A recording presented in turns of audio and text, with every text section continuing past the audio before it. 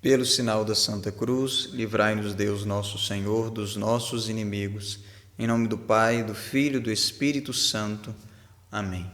Inspirai, Senhor Deus, as nossas ações e ajudai-nos a realizá-las, para que em vós comece e para vós termine tudo aquilo que fizermos por Cristo Senhor nosso.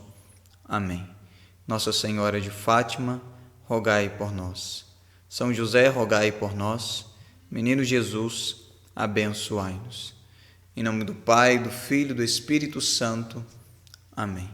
Meus irmãos e irmãs, salve Maria Imaculada, amor e misericórdia. Para você que está chegando agora no canal da Comunidade Mãe de Misericórdia, meu nome é Gleison, eu sou membro fundador dessa comunidade. Nós estamos gravando uma sequência de vídeos sobre o fim dos tempos. Tenho sempre falado no início dos vídeos que é muito importante você acompanhar os vídeos desde o primeiro, tendo em vista a complexidade desse tema.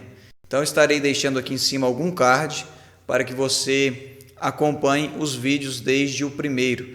Hoje é, se eu não me engano, o 6º vídeo dessa sequência que nós estamos gravando aqui no nosso canal. E quero lembrar, claro, se você ainda não é inscrito no canal, se inscreva, é gratuito, não custa nada. É só você clicar na palavra inscreva-se, que vai estar aí abaixo do vídeo, marcar o sininho para receber as notificações dos próximos vídeos. Se você gostar do conteúdo, deixe seu like, clicando aí no desenho do joinha, deixe seus comentários e, é claro, compartilhe esse vídeo nas suas redes sociais. Nós sabemos que a plataforma do YouTube bloqueia principalmente as coisas que tratam desses assuntos. Então, eu preciso da sua ajuda para que essa mensagem alcance um número maior de pessoas, um número maior de corações. Então, já entrando no nosso tema, para o vídeo não ficar muito longo, nós vamos falar do vídeo de hoje sobre a questão do arrebatamento. Quando a gente vai estudar sobre o final dos tempos, e principalmente quando a gente pesquisa aí na internet, no YouTube, nas redes sociais, sobre essa questão do final dos tempos, nós nos deparamos, geralmente, com essa teoria do arrebatamento. Então, antes de eu entrar nessa questão do arrebatamento, se de fato o arrebatamento vai acontecer ou não, é importante nós entendermos o que é o arrebatamento. Talvez você caiu aí de paraquedas, é a primeira vez que você está ouvindo falar desse assunto, a primeira vez que você está aprofundando sobre o final dos tempos, é a primeira vez, talvez, que você escute falar sobre essa questão do arrebatamento. O que é essa teoria do arrebatamento? Algumas pessoas, se baseando em um texto bíblico, pregam essa doutrina do arrebatamento, que eles creem que é algo que vai acontecer no período do final dos tempos, que já estivemos ali entrando na grande tribulação, na grande perseguição, e que estará próximo, ali o reino do anticristo, e que algumas pessoas serão poupadas desse período da grande tribulação. Serão almas que já estarão mais íntimas de Deus, e que essas pessoas serão arrebatadas. Então, o que é o arrebatamento? É quando a pessoa não passa pela morte e ela é arrebatada literalmente ao céu, Então, ela desaparece aqui da face da terra. Nós temos lá no Velho Testamento algumas questões que falam ali do arrebatamento, de Elias e tudo mais. Se eu não me engano, também Enoque, se não me falha a memória. Então, eles creem que neste período que antecede a manifestação e o governo do anticristo, que nós estamos já tratando disso nos vídeos anteriores e vamos continuar tratando nos próximos vídeos, muitas pessoas vão desaparecer na face da terra. Inclusive, se você pegar alguns filmes que tratam dessa questão do final dos tempos, e a maioria desses filmes são chamados de filmes gospels, que tem um viés ali, uma visão protestante da Bíblia, eles colocam isso nos filmes, as pessoas andando de carro, de repente, a família está ali no carro, de repente a pessoa que está dirigindo, ela desaparece, fica só a roupa dela ali, o carro até bate, Às vezes no avião, o piloto é arrebatado, o avião cai, alguma coisa assim. Às vezes está numa mesa, todo mundo comendo, De repente a pessoa desaparece, murcha ali, fica só as roupas da pessoa na cadeira, né? E muitos católicos veem esses filmes, né? E tem aquilo ali como uma verdade do final dos tempos. E aí é fruto de um grande problema, que eu já falei aqui nos vídeos anteriores, que é o seguinte: a Igreja Católica, né, em sua grande maioria, principalmente os padres, se calaram sobre essa questão do final dos tempos, que sempre foi tratada desde a época de nosso Senhor Jesus Cristo. Como eu disse até no vídeo anterior, né, São João ele fala, né, nós que estamos nos últimos dias, né? Então nós já estamos nos últimos dias desde a vinda de Jesus e estamos nos aproximando agora da prova final, e nós conseguimos enxergar isso através dos sinais estes que nós já colocamos alguns aqui no canal, e vamos colocar ainda outros sinais que também mostram que está iminente o dia do Senhor, que estamos próximos de adentrar cada vez mais no período da grande tribulação e desse período do governo do anticristo, que vai durar algum tempo, né? Mas ele será destruído. Então, eles acreditam nessa circunstância. Então, como a Igreja Católica, em sua grande maioria, parou de se falar sobre o final dos tempos, e não só do final dos tempos, tem batido na tecla aqui no canal, né? Não se fala mais da eternidade, não se fala mais da alma que é eterna, não se fala mais da existência do dogma, né? Da existência do purgatório, do céu, do inferno, né? Então, assim, é uma coisa complicada, é a grande apostasia que também nós estamos falando aqui há um bom tempo no canal. E por isso está acontecendo, né? Muitas igrejas protestantes levantaram essa bandeira de estudar sobre o final dos tempos, né? E de propagar essa mensagem de que a volta de Jesus está iminente, né? Então, assim, existem pesquisas boas da parte deles, algumas coisas que até conferem, mas também existem algumas problemáticas, né? E são muitas, na verdade, né? Apesar de ter algumas coisas boas, mas não dá para se confiar na interpretação deles. Por quê? Eles têm o princípio da sola escritura, né? De somente as escrituras. E nós católicos, nós temos a sagrada tradição, o sagrado magistério e as sagradas escrituras, tal qual eu já falei também nos vídeos anteriores.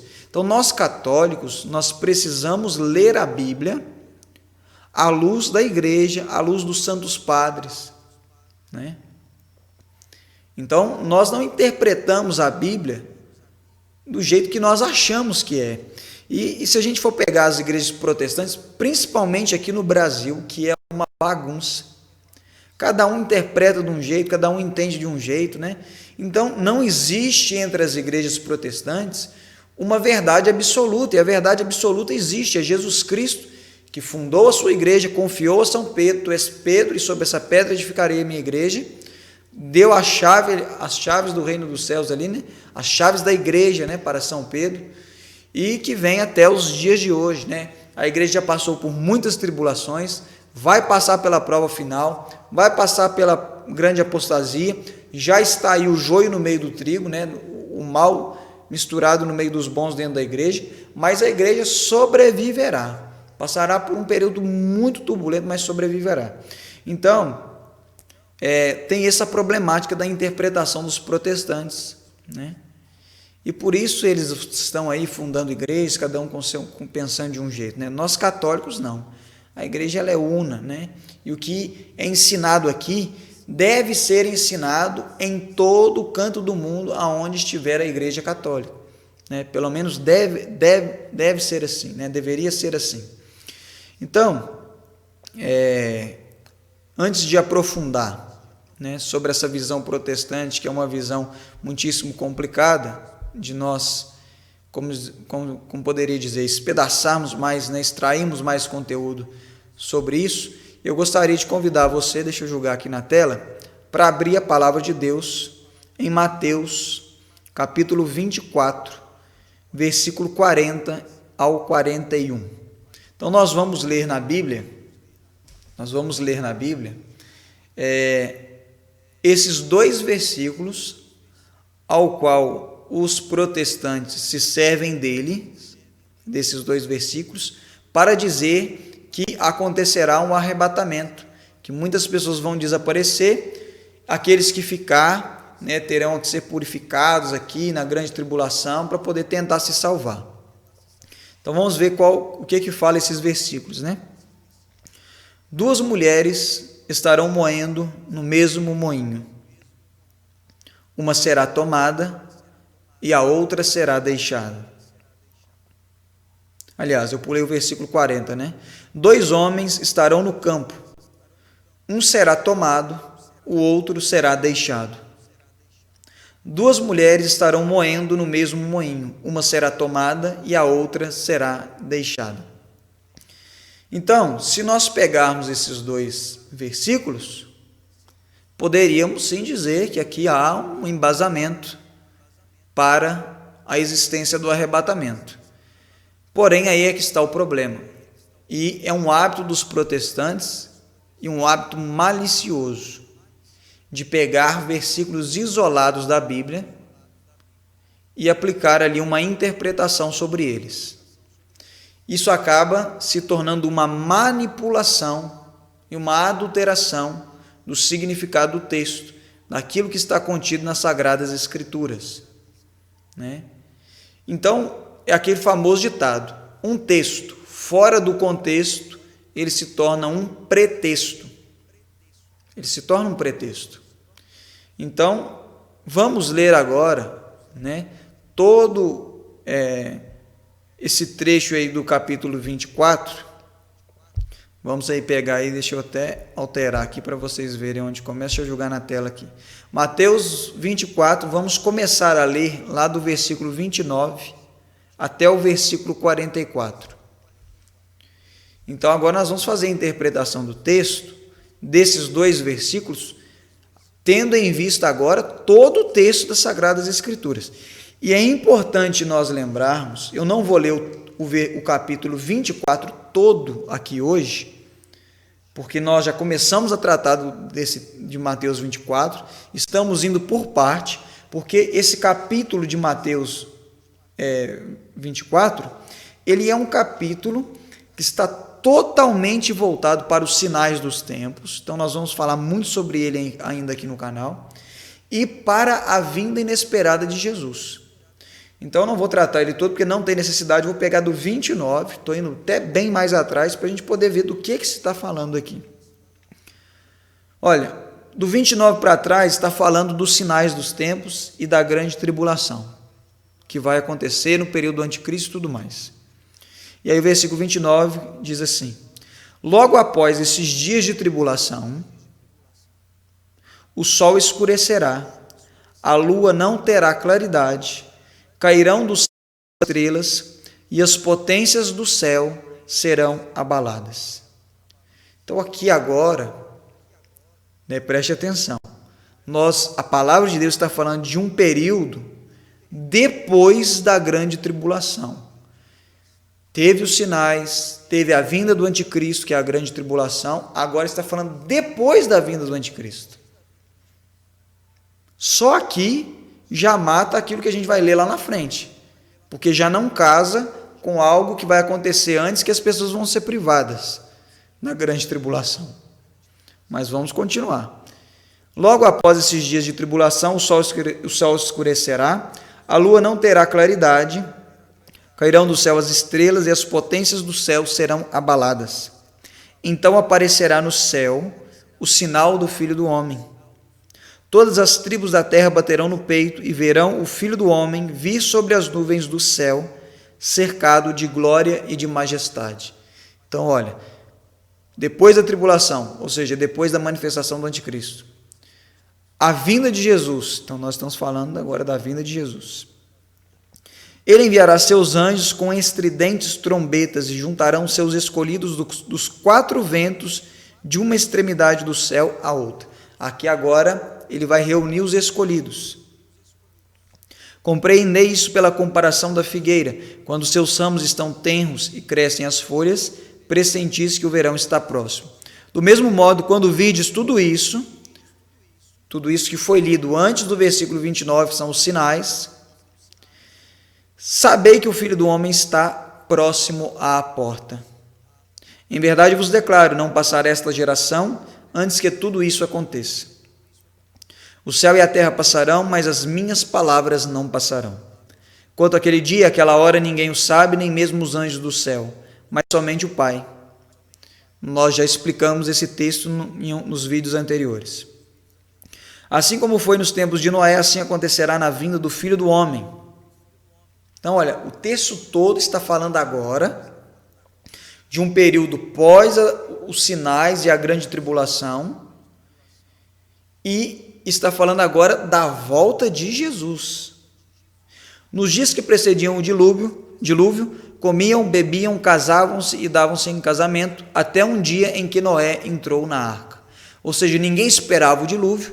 Da mesma forma, sim, o povo do mundão, claro, Noé esperava, ou seja, os filhos de Deus enxergarão os sinais, escutarão a voz de Deus que diz que Ele está voltando através dos sinais e se prepararão, construirão a sua arca.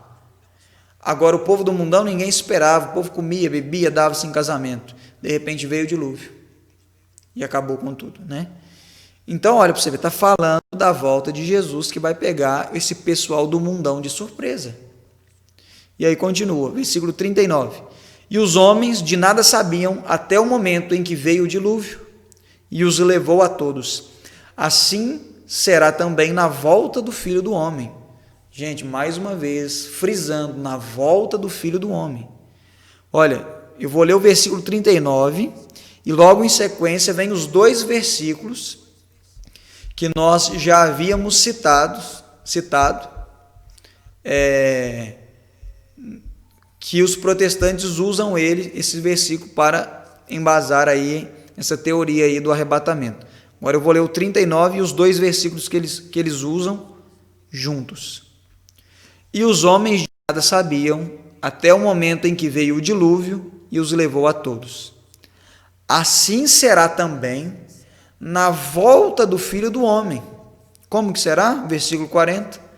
2 homens estarão no campo. Um será tomado, o outro será deixado. 2 mulheres estarão moendo no mesmo moinho. Uma será tomada e a outra será deixada. Gente, agora eu pergunto para você, que está aí do outro lado, lendo o texto todo e não o versículo isolado fora do contexto, que se torna um pretexto, eu acho que ficou nítido aqui para todo mundo que está falando da volta de Jesus, o que vai acontecer. Assim será também na volta do Filho do Homem. 2 homens estarão moendo no campo, um será tomado, outro será deixado. 2 mulheres estarão moendo no mesmo moinho, uma será tomada e a outra será deixada. Ou seja, não é um arrebatamento antes da grande tribulação. Está dizendo que quando Jesus voltar, nem todo mundo vai se salvar. Existirão pessoas que ficarão para trás, que não se salvarão, mas os escolhidos serão levados. Está entendendo, gente? Então aqui não é questão nem de fé, é questão de uma boa interpretação de texto para entender o que a Bíblia está dizendo, o que a palavra de Deus está dizendo. E se a gente ler o restante, os poucos versículos, né, vai dizer assim: vigiai, pois, porque não sabeis a hora em que virá o Senhor. Ou seja, vigie para você não ser deixado para trás. Sabei que se o pai de família soubesse em que hora da noite viria o ladrão, vigiaria e não deixaria arrombar a sua casa. Por isso, estai também vós preparados, porque o Filho do Homem virá numa hora em que menos pensardes. Então, gente, eu acho que ficou claro que todo esse texto está falando do dia do Senhor, do juízo final, e que os deixados para trás serão aqueles que serão condenados ao inferno. Não é questão de que os deixados para trás é os que vão passar pela grande tribulação, e os que sumiram ali, os que serão tomados, né, como diz o texto, eles não passarão pela grande tribulação, né? Então eu acho que que isso daí está mais do que nítido, né? Mais do que nítido. E eu espero ter ajudado você, né? Principalmente você católico que aprendeu errado, porque tem muito católico que acredita nessa teoria aí do arrebatamento. A igreja, ela nunca pregou isso, tá? Os santos, as revelações privadas, né? Nada menciona esse arrebatamento antes do período da grande tribulação, que vai privar algumas pessoas da grande tribulação. Nós precisamos pensar uma coisa, né? Os privados da grande tribulação são os que morreram antes dela acontecer, mas não o arrebatamento. E nós não podemos querer ter essa petulância de fazer parte de uma geração que será privada da grande tribulação, porque o próprio Cristo não foi privado do sofrimento. Ele aceitou. Aquele que quiser me seguir, tome a sua cruz e me siga. Então, não queira ser um cristão que foge da cruz, tá? Não é isso que Jesus fez, não é isso que Jesus nos ensinou. Então, o vídeo de hoje é um vídeo mais curto, né? Acho que não tem necessidade nem de trazer outros textos bíblicos, né, para confirmar que a Igreja Católica não crê nessa doutrina do arrebatamento. E eu quero pedir para vocês, mais uma vez, se inscreva no canal, deixe seu like, comente, compartilhe nas redes sociais, né, principalmente esse tipo de conteúdo que a plataforma não entrega, né, não tem prazer nenhum em entregar. Não sei se no próximo vídeo, né, mas eu estarei falando sobre o final dos tempos através das aparições de Nossa Senhora em Garabandal, né? Também tem um outro tema também que eu estarei trazendo em breve, também não sei se será no próximo ou no outro, né? É difícil de falar a sequência, depende do meu tempo para juntar as informações e trazer aqui. Eu estarei falando um pouco sobre as falsas doutrinas, né? Os falsos profetas, que em Mateus 24 fala deles, e que já tem aparecido algumas outras seitas agora com esse período de apostasia, de confusão que nós estamos vivendo na igreja. Já tem aparecido algumas seitas se intitulando católicas e enganando muitos, né? E eu vou contar para vocês um fato que aconteceu comigo e vou denunciar uma seita aqui em algum dos próximos vídeos, né? Eu vou trazer mais informação, vou me aprofundar mais um pouco sobre o que essa seita está pregando e vou trazer aqui algumas informações para vocês, tá? Já tem um missionário aí da igreja que já tem feito um trabalho contra essa seita, mas agora, como aconteceu uma situação comigo, eu me sinto no dever também de estar trazendo essa verdade e denunciando essa seita que tem surgido e enganado muitos católicos, tá bom? Então, conto com as orações de vocês, com o apoio aí, divulgando, se inscrevendo no canal, né, compartilhando, deixando seu like, seus comentários, e estarei em oração por cada um de vocês também. Que Nossa Senhora nos dê a graça da perseverança, assim seja. Em nome do Pai, do Filho e do Espírito Santo. Amém.